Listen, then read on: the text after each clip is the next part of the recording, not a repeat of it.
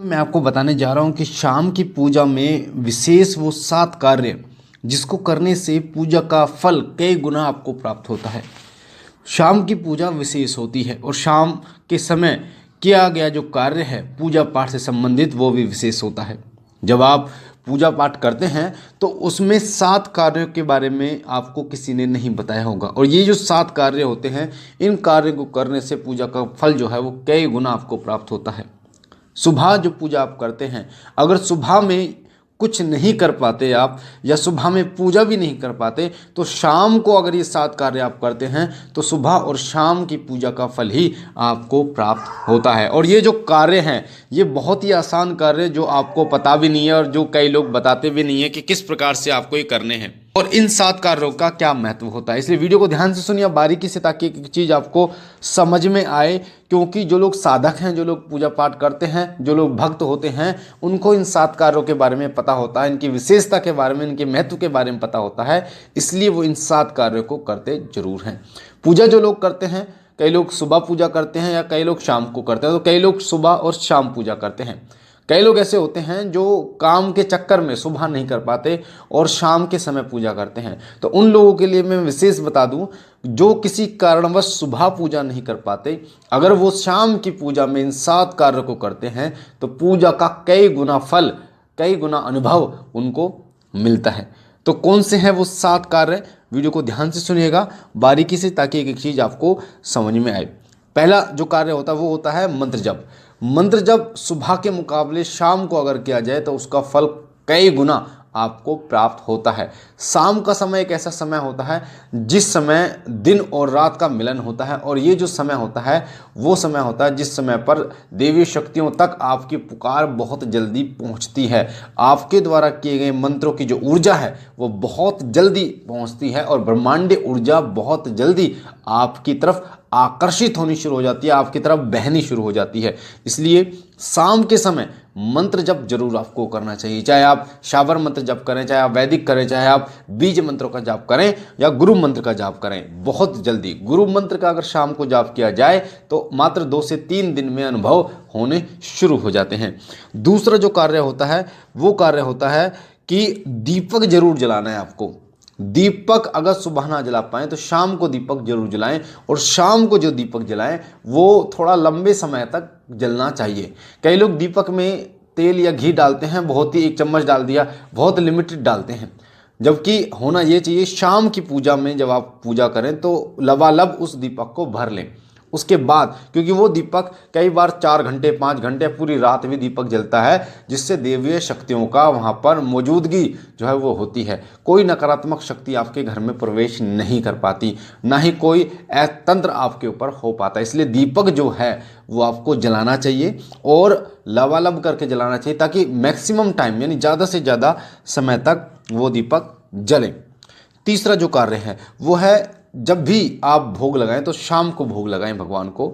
सुबह तो कई लोग लगाते ही हैं, शाम को जैसे मैं आपको उदाहरण देता हूं, जैसे हम भोग लगाते हैं लड्डू का या रसगुल्ले का भोग लगाते हैं, इस प्रकार का जो भोग है वो शाम को लगाएं। जैसे अमावस्या के दिन तो सुबह भोग लगता है पितरों को, पर शाम को अगर आप जो भोग लगाते हैं वो भोग विशेष होता है, वो भोग जो है वो भगवान को प्राप्त होता है। सुबह भी लगाते हैं वो भी प्राप्त होता है, पर जब बात करें शाम के समय की, जैसे कि मैंने आपको बताया, जब दिन और रात का मिलन होता है तो इस समय पर शक्तियाँ बहुत ज़्यादा अपने तीव्र प्रभाव पर होती हैं। तो आपको शाम को जो भोग लगाएं उस भोग को तुरंत ना उठाएं, उस भोग को अगली सुबह उस भोग को उठाएं और प्रसाद के रूप में उसको वितरण करें। उस भोग में एक अत्यंत तीव्र ऊर्जा होती है और जो ऊर्जा जो है वो आपके और आपके परिवार के अंदर से नकारात्मक शक्तियों को नष्ट करती है, उनको खत्म करती है और आपको पवित्र करने का कार्य करती है। और जो चौथा कार्य आपको करना है वो करना है कि जब भी आप शाम को पूजा करें तो पर्दा जरूर लगाएं ताकि भगवान जो है वो भी शयन करें, वो भी आराम विश्राम करें। पर्दा जरूर लगाएं। जब शाम की पूजा को आप कर लेते हैं तो पर्दा लगाना बिल्कुल भी मत भूलिए। कुछ ऐसे कार्य शाम के समय बिल्कुल भी आपको तुलसी पत्र नहीं तोड़ना चाहिए। कई लोगों को ये नहीं पता कि शाम को पूजा जब करें या तुलसी माता की पूजा या भगवान शालिग्राम की पूजा करें तो बिल्कुल भी तुलसी पत्र ना तोड़ें, क्योंकि शाम के समय तुलसी पत्र तोड़ना वर्जित बताया गया है। और साथ ही अगर आप बिना नहाए तुलसी पत्र तोड़ते हैं तो भी उसका भी दोष लगता है। पूर्ण रूप से पवित्र होकर ही तुलसी पत्र आपको तोड़ना चाहिए। कभी भी शाम को सूर्य वंदना आप बिल्कुल भी मत कीजिए। जब सूर्यास्त हो जाए तो शाम को सूर्य वंदना ना करें। सुबह सुबह जब सूर्यदेव उदय हों तभी सूर्य वंदना करें, क्योंकि इससे भगवान सूर्य प्रसन्न होते हैं। और पंचदेवों में सर्वप्रथम भगवान सूर्य की उपासना की जाती है, क्योंकि प्रत्यक्ष देव होने के कारण भगवान सूर्य दर्शन देते हैं। और भगवान सूर्य जब प्रसन्न हो जाते हैं तो प्रकृति प्रसन्न हो जाती है और प्रकृति से जुड़े जो चीज़ें हैं वो आपको प्राप्त होनी शुरू हो जाती हैं। तो इन चीज़ों का विशेष रूप से आपको ध्यान रखना है। शाम को की गई प्रार्थना बहुत जल्दी भगवान तक पहुंचती है। आपकी विनती बहुत जल्दी भगवान तक पहुंचती है। इसलिए शाम के समय आपको प्रार्थना जरूर करनी चाहिए।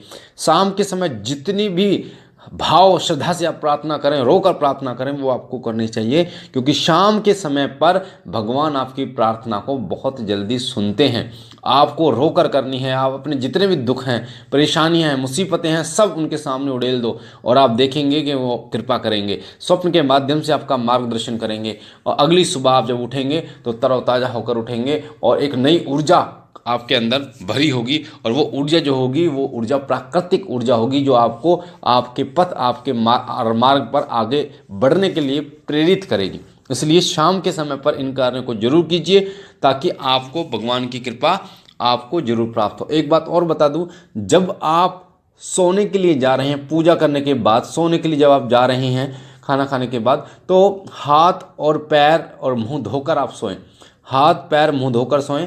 कहा जाता है कि एक बार अगर आप स्नान नहीं कर पाते, नहा नहीं पाते और आप वैसे पवित्र हैं, यानी कि आपने गृहस्थी में नहीं है, तो आपको हाथ मुंह धोकर अच्छी तरीके से पैर धोकर आप पूजा करते हैं तो वो स्वीकार होती है। इसी प्रकार से सोते समय आपको हाथ पैर मुंह जरूर धोना चाहिए। इससे कोई नकारात्मक ऊर्जा आपको नहीं पकड़ती, नहीं किसी प्रकार का उसका प्रभाव होता है। सोते समय प्रभु से प्रार्थना, विनती या उनके मंत्र का जाप करते हुए आपको सोना चाहिए। कहा जाता है कि अगर सोते समय किसी के अगर प्राण निकल जाते हैं और उसने प्रभु का नाम लिया है तो वो वैकुंठ लोक को प्राप्त होता है, वो प्रभु के चरणों को प्राप्त होता है। इसलिए सोते समय इन चीज़ों का ध्यान रखिए, ताकि प्रभु आप पर कृपा करें, भगवान आप पर कृपा करें। अपने माता पिता का नाम लेकर सोइए, भगवान का नाम लेकर सोइए और उनसे प्रार्थना कीजिए कि हे प्रभु सभी का कल्याण करें, सभी पर कृपा करें, सभी को अनुग्रहित करें। मुझे आशा है ये जानकारी आपको पसंद आई होगी। पहली बार अगर आप शिव कृपा परिवार पर हैं तो वीडियो के नीचे जो लाल कलर का बटन है सब्सक्राइब का, उसे दबा के चैनल को कीजिए सब्सक्राइब, बेल आइकन को दबाइए, घंटे के निशान को, ताकि पूजा पाठ से जुड़ी जानकारियां आपको मिलती रहें। मैं बाबा भोलेनाथ से विनती करता हूं कि वो आप पर अपनी अनुकंपा करें, कृपा करें, आपकी झोली सदैव भरते रहें। हम मिलते एक नई जानकारी के साथ, तब तक के लिए ओम नमः शिवाय।